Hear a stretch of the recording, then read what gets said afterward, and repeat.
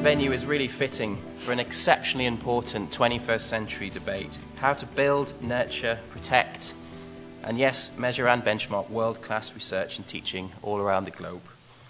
Few issues are more important and pressing than the need to build the infrastructure, to drive the knowledge economy, and to develop the ideas and new thinking needed to tackle the world's shared grand challenges. Today's event, Building a World-Class University, was born out of a desire by both Thomson Reuters and Times Higher Education to examine the ingredients that make up a successful institution and to share these findings with influential leaders. This is the first of what we hope will become a series of global events, and Thomson Reuters is delighted to be co-hosting it today with the Times Higher Education. When the two companies came together, it became really clear that we both had a vision for the world rankings. It's probably a good thing that there are more than one university rankings. But we believed at the Higher, and definitely with Thomson Reuters as well, that actually a ranking should be a tool, a useful tool for universities, and not just a journalistic annual event. A curiosity. To me, the highest values of universities are that they are places of intellectual inquiry and challenge, of unfettered and open investigation, of constant questioning and testing of ideas, of exposing and evaluating assumptions. They should be places of questioning and not deference, of analysis and not ideology, of intellectual openness and not comfortable exclusion, of teaching students to think and not follow. And they should be driven by the demand that arguments are accepted only when they stand the test of scrutiny.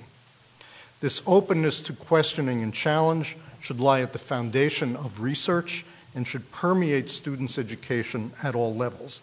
There is ample evidence that this type of environment leads to the most innovative research with the greatest impact, and that such an environment empowers students to be innovative and original actors across the domains of human endeavor. One of the developments that's occurring, particularly in North America, is not just a private university, but the for-profit sector, which is becoming hugely significant, not necessarily in a positive way.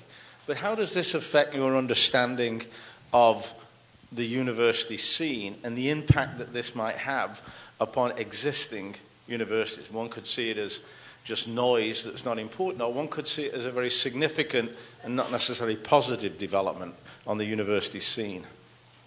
It's very important that universities actually add value to students who come. And I think one should be able to explain and talk about how it is one adds value.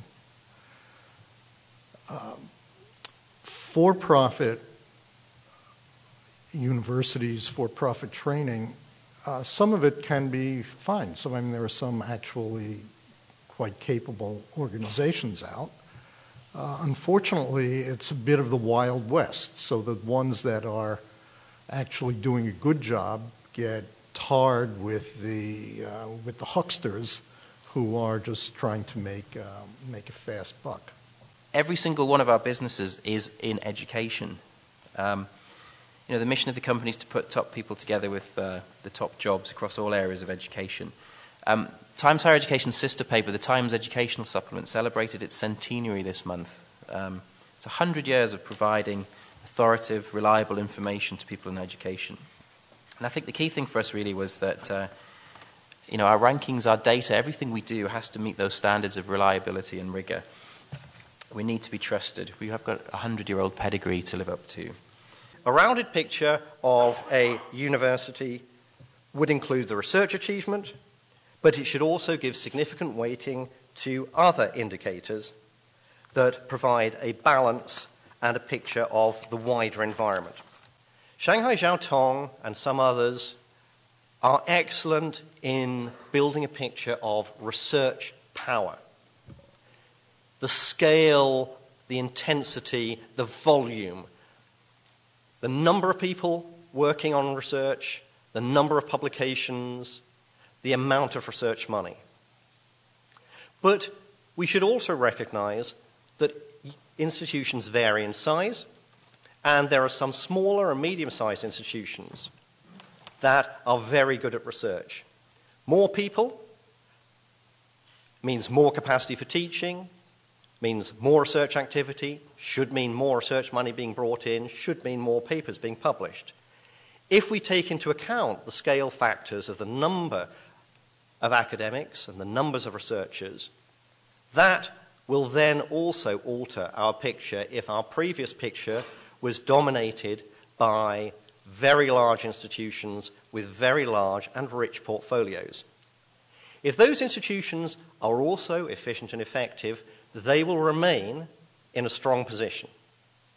If, however, they are less effective in the way in which they are using their resources and producing outputs than medium-sized institutions, then the picture will change.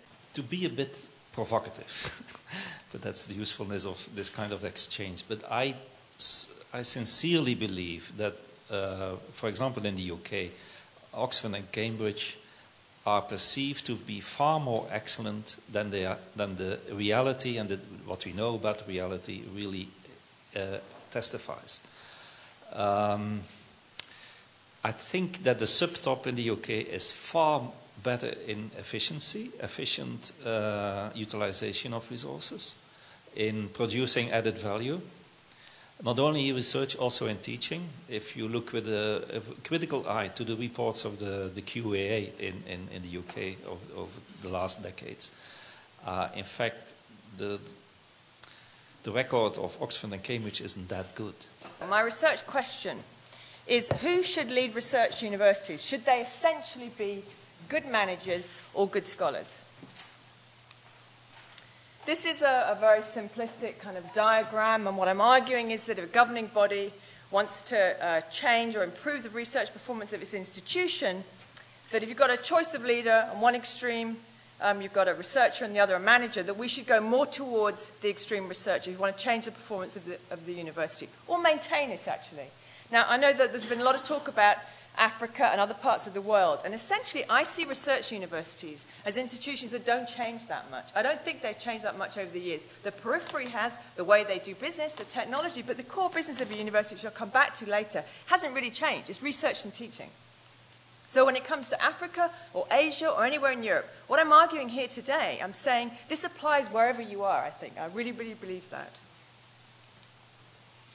So now scholarship is not a proxy, let's get this sorted, for management experience or leadership skills. I am not suggesting you go and pull out some Nobel Prize winner who hasn't seen daylight for 3 months and plonk them on top of a university. They've got to be trained, they've got to know management, and they've got to have leadership skills. And most academic institutions have administrators who have come through a hierarchical system.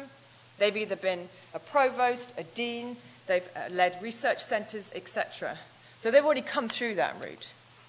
So my key findings are that the best universities in the world are essentially led by top scholars, and also I find that top scholars seem to improve the later performance of their university. I always feel nervous in this building.